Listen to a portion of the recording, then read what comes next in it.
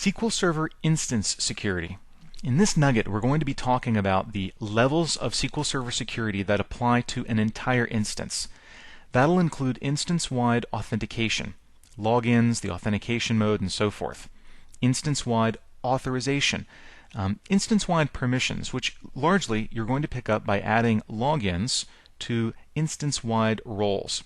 And finally, instance-wide auditing. That's the triple A of the security world. So let's get started. Now we've already talked about some of the instance level authentication. And that's if we look at the properties of the instance, go to the security section, we can change this server authentication mode and modify login auditing. For example, in some environments, if you're dealing with internal security policies or regulatory requirements, you might be required to audit both failed and successful logins. No problem. Well, some of the other things you have to work with logon are logon triggers. Now there's no way to really look at these in the management UI, so let's turn to the help, the SQL Server books online. Logon triggers are basically stored procedures. They're a set of code, SQL Server scripts if you will, that live inside SQL Server and run automatically every time someone logs on to the server. Now within that special stored procedure, you have access to certain information about the logon, what time it is, who's trying to log on, and so forth. You can use these to create your own login tracking code. Maybe writing information to a special database to keep track of who's logging in, when they're doing it, how long they stay on, and so forth. The books online gives a really good example of how to create one of these. Use the create trigger statement, specify where it's going to be created, and execute it as a logon for logon. That tells it that it's a logon trigger. And then you put the code in there that you want to occur every time the logon. One possible use of this, for example, is to check the existing number of connections and drop a logon if you've already exceeded the number of connections you know you want to deal with for that particular SQL Server instance. So that's logon triggers. Another thing you've got that you have to work with, if your SQL Server is in that mixed authentication mode, which I believe this one is. If we look at security, we can see that it's taking SQL Server and Windows authentication. Then you've already got the ability within SQL Server to create logins.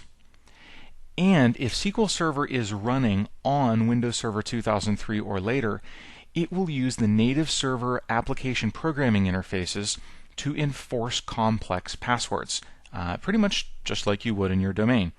So that's a really nice feature. You don't have to do anything extra for that. You just get it right away. So those are some of the instance level authentication things that you have to configure. Now let's look at some of the instance level authorization or security features that you have to work. And the first of those is probably going to require us to go to the SQL Server Configuration Manager, because what we're going to want to do is check up on our service accounts. The account that each instance's services log in as is really important. Now again, this is a test environment that we're working in right now, so it's okay to have these things running as local system or local service. Local system is the easiest one to use to get everything up and running quickly, but it does provide really more permissions than is necessary, and Microsoft's best practices are to always run each of these different services under an account that's dedicated to that particular type of service.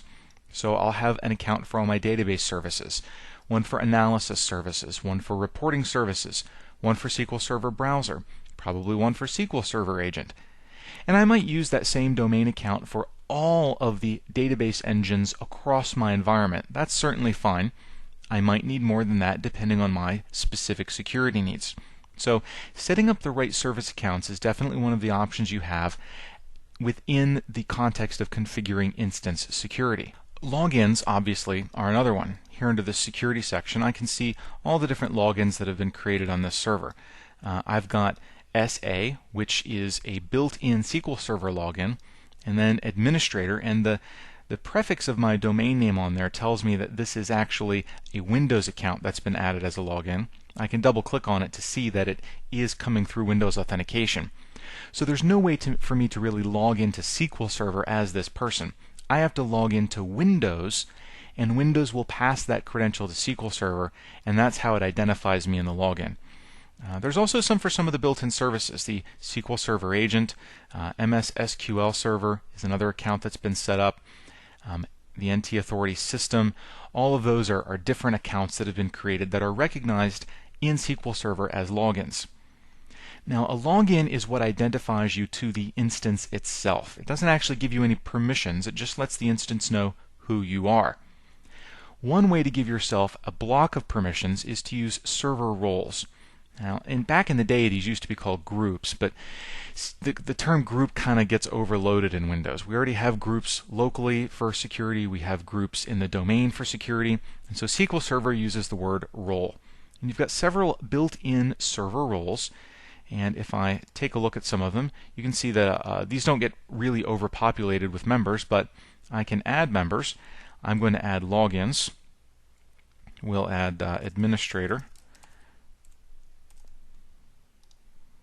And it's not finding an exact match, but that's the one I wanted, so I got close enough, so we'll add that. So I've now added this login to this role. And that means any permissions that this setup admin role has, that login now has those same permissions. So these are really just a way of assigning bulk permissions, pre-created sets, being able to do bulk imports, being able to create databases, administer disk files, administer processes within SQL Server. Typically everybody belongs to the public one automatically, so you don't have to mess with that one.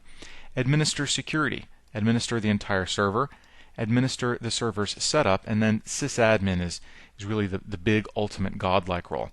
If we dive into here, you can see that there's plenty of people pre-added to the sysadmin. These are the ones that have total control over the entire server. Notice that there's no permissions for this role. It just has total control over the server. If we look at another one like security admin, you can see that this also has sort of built-in properties. Bopping through here, you'll notice that most of these roles don't come with anyone put inside of them by default. They're just there so that you can create what you need to create with any of them. So hop down to this one that I added, which was setup admin. And I'm going to go ahead and remove that account just so we don't give that person any permissions they don't need. So server roles are another level of security that you can have across the entire instance.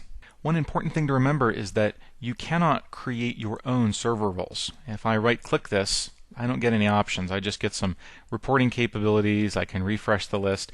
You don't get to create your own server roles. If you need to assign a custom set of permissions, you're going to have to go into the logins and do it directly. Let's take a look at this login. Open up his properties. I can see a list of all the server roles he's in, and this is an easy way to stick him in different server roles if I want to. Map him to database users, which is something we'll talk about in the next nugget. And then look at the securables that this person has access to. Right now, none, so I don't have to worry about that. And this person can connect to the database engine and the login is enabled. Now this isn't a SQL Server authentication account, so there's no way for me to lock it out. The account would have to be locked out in the domain. If we look at a SQL Server account, you can see that, well, it's not locked out. You don't have a way to lock it out, but it could be locked out if someone got it wrong. Let's take a look at some of those general permissions. I am enforcing the password policy. I can choose to enforce password expiration, and I can map it to specific credentials. Now, credentials are the last piece of security that you really control at the instance level.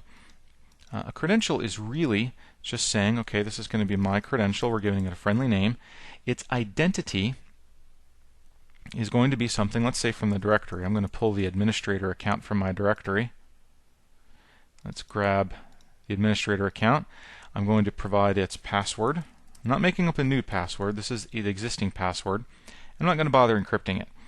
That has simply created a new credential that can be used elsewhere in SQL Server, particularly with SQL Server agents, something we'll talk about in a later nugget. And the last area of instance-wide security will be audits. Here's briefly how they work. An audit is a way of automatically collecting information that you're interested in. It consists of two parts, the audit itself and then the specification. The audit does the collecting. The specification says what to collect. So I can create a new audit. I'll give it a name. I can say, hey, if there's ever a problem writing events to this audit log, then I want you to shut down the entire server. You can choose to write events to a file, in which case you need to specify a path. You can also write events to the security log or the application log on the server. And you can specify for a file how often the file rolls over and how large it can get. And you can say, I want you to pre-reserve the disk space for this now. It cannot reserve disk space because I've specified a maximum file size. So if I turn that off, let's say a maximum file size of 2 gigabytes, go ahead and pull that disk aside now so that I know it's there and that I won't have any problem writing events to it. So once you've set up the audit, you set up what you're going to collect, the audit specification. You need to specify the audit that this specification applies to, and then specify the things you want to collect. I want to add a failed login group. Anytime that happens, I want to log it. Anytime a database group change occurs, I want to log that. Anytime an audit group change occurs, I want to log that. So you're specifying all the things that are important to you. This is great if you've got specific internal security policies or regulatory compliance issues that you're dealing with that are very specific about the types of information they need to see. This way, you don't have to rely on SQL Server to grab everything. You can be very granular about the things you need to collect. You can have them go to a file that can then be easily shared. Or if you have them going to the application log or security log, that's a good idea if you've already got a solution in place that's maybe aggregating those logs into a single location for reporting and filtering and searching and so forth. So that's the last of the instance-wide security things you really need to worry about, setting up your audits and your audit specifications. Now there is one last security thing we need to cover. It's not really an instance security configuration thing, but it does exist on a per instance basis, so we'll talk about it now. If you come under server objects, you'll see that there's a lot of different endpoints you can work with. Now, some of the system endpoints under T-SQL will look kind of familiar to you if we expand this out. There's a dedicated admin connection and so forth. The thing I'm really concerned about right now, though, are these SOAP connections. Now, these SOAP endpoints.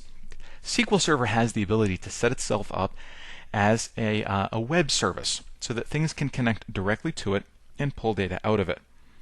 When you set that up, you're exposing SQL Server on an HTTP port, usually 80 by default, but it doesn't have to be. And there's some security associated with that.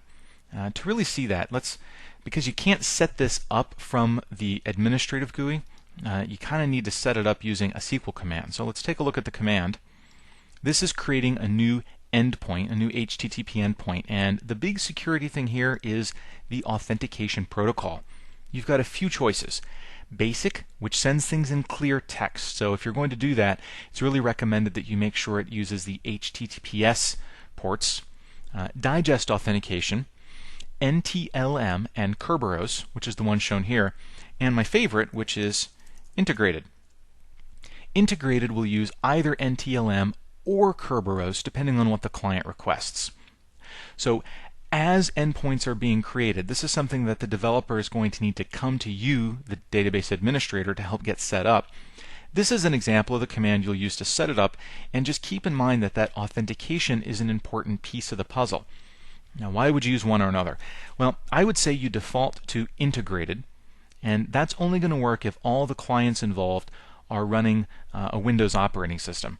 If you can't use a Windows operating system, you're going to be using Digest or Basic, depending on the capabilities of the operating systems that need to connect to this endpoint. If you are using Basic, be aware that it passes usernames and passwords in clear text across the network.